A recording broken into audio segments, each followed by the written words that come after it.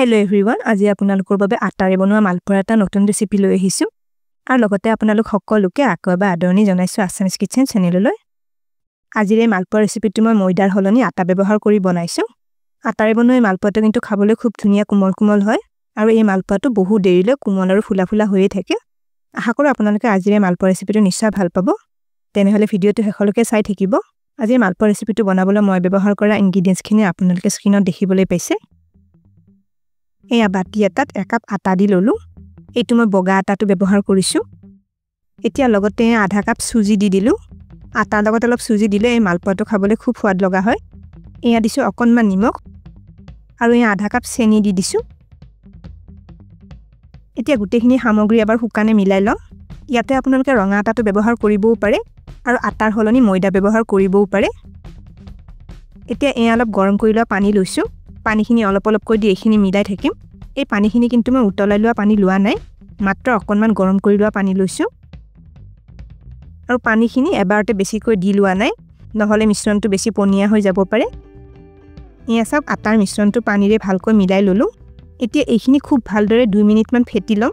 তেতিয়া ইয়াতে কিবা গোটা অংশ ৰৈ গলে ভালদৰে মিহলি হৈ পৰিব। চাওক মিশ্ৰণটো মই ফেটি ললো।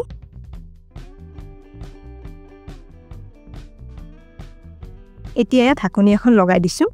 এই মিশ্ৰণটো এইদৰে 20 মিনিটমান থৈ দিম। 20 মিনিটমান হৈ গৈছে। মিশ্ৰণটোৰ পৰা ঢাকনিখন আঁতৰাই ললো। আটা আৰু সুজিখিনি দেখিছেনে পানীত ভিজি ফুলি উঠিছে আৰু মিশ্ৰণটো আগতকৈ আৰু অলপ ডাঠ হৈ পৰিছে। মিশ্ৰণটো কিন্তু ইয়াতকৈ বেছি ডাঠ যেন লাগিলে আপোনালোকে আৰু অলপ পানী মিলাই ল'ব পাৰে।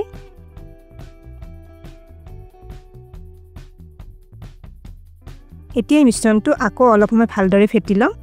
এইখিনি এইদৰে অলপ জোৰে 4 মিনিটমান ফেটি ল'ব লাগিব। এই মালপোৱাৰ মিশ্ৰণটো ভালকৈ ফেটি ললে মালপোৱা কেইটা ভাজাৰ পিছত ধুনীয়া কোমল আৰু ফুলা হ'ব। মিশ্ৰণটো চাওক মই 4 মিনিটমান ফেটি ললো। দেখিছেনে এইখিনি কিমান ধুনীয়া মিহি হৈ পৰিছে। একেবাৰে কেকৰ মিশ্ৰণৰ দৰে মিহিকৈ বনাই লৈছো। মিশ্ৰণটো এইখিনি ডাঠ হলে হৈ যাব। ইয়াতকৈ বেছি ডাঠ বা বেছি পাতলকৈ বনাব নালাগে। এতিয়া ইয়াতে এচিকুট বেকিং সোডা দি ললো। বেকিং সোডা এচামুচৰ 5 ভাগৰ 1 ভাগ মানহে দিছো আৰু কেইটামান সব গুটি লৈছো। এইখিনিও দি দিলো। এতিয়া মালপোৱাৰ মিশ্ৰণটো একেবাৰে লাহে এবাৰ মিলাই লম।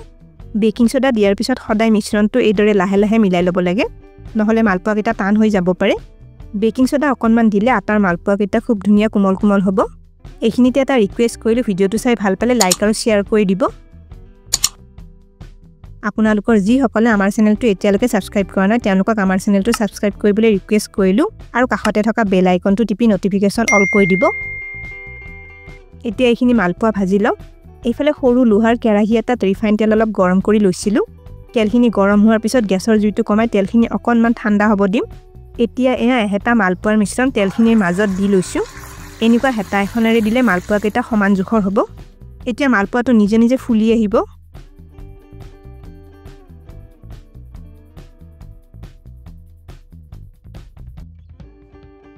চাওক মালপোৱাটো ধুনীয়াকৈ ফুলি উঠিছে। হেতাখনেৰে এইদৰে তেলখিনি অলপ ছটিয়াই আছো। মালপোৱাটো এইদৰে কম জুইত ভাজি থাকিব লাগিব। প্ৰায় 1-1.5 মিনিটমান ভাজাৰ পিছত মালপোৱাটো এটা ফালে অলপ ৰঙচুৱা হৈ আহিছে। মালপোৱাটো এতিয়া আনটো ফালে উলটাই দি লম। এইদৰে আনটো ফালেও মালপোৱাটো ভাজি ল'ব লাগিব। মালপোৱাটো এইদৰে দুইটা ফালে উলটাই 3-4 মিনিটমান কম জুইত ভাজি ল'ব লাগিব। মানে দুইটা ফালে অলপ ৰঙচুৱা হৈ আহলে মালপোৱাটো ভাজি লম। চাওক আমাৰ মালপোৱাটো ভাজা গৈ ধুনীয়া ৰঙচুৱা হৈ আহিছে আৰু মালপোৱাটো খুব ধুনীয়া ফুলা আৰু মচমচীয়া হৈছে। এতিয়া মালপোৱাটো তেলৰ পৰা উঠাই লম। এনেকৈ গুটেই কেইটা মালপোৱা ভাজি ল'ব লাগিব। মই মালপোৱা কেইটা ভাজি ললো। মালপোৱা কেইটা দেখিছেনে কিমান ধুনীয়া ফুলা হৈ আছে। আটাৰে বনোৱা এই মালপোৱাটো বহু দেৰিলৈ এইদৰে ফুলা আৰু মচমচীয়া হৈ থাকে। মালপোৱাৰ ভিতৰটো দেখিছেনে কিমান বঢ়িয়া কোমল হৈছে। একেবাৰে কম বস্তুৰে আপোনালোকে আটাৰ মালপোৱাটো কেতিয়াবা বনাই চাব পাৰে। এই মালপোৱাটো খাবলৈও খুবেই সোৱাদ লগা হয়। তেনেহলে আজি ৰেচিপিটো কেনে পালে কমেন্ট কৰি নিশ্চয় জনাব। ভিডিওটো শেষলৈকে চোৱাৰ বাবে অশেষ ধন্যবাদ জনালো আৰু ভিডিওটো ভাল পালে লাইক আৰু শেয়াৰ কৰি দিব। স্ক্ৰীনত দেখা পোৱা ৰেচিপি কিটা চাবলৈ মই ৰিকমেন্ড কৰিলো। ভিডিও কিটা চাবলৈ ৰেচিপিটোৰ ফটোখনৰ ওপৰত ক্লিক কৰিলেই হ'ল। তেনেহলে আজিলৈ আহিছো, আকৌ লগ পাম আৰু এটা নতুন ৰেচিপি ভিডিওৰ সৈতে।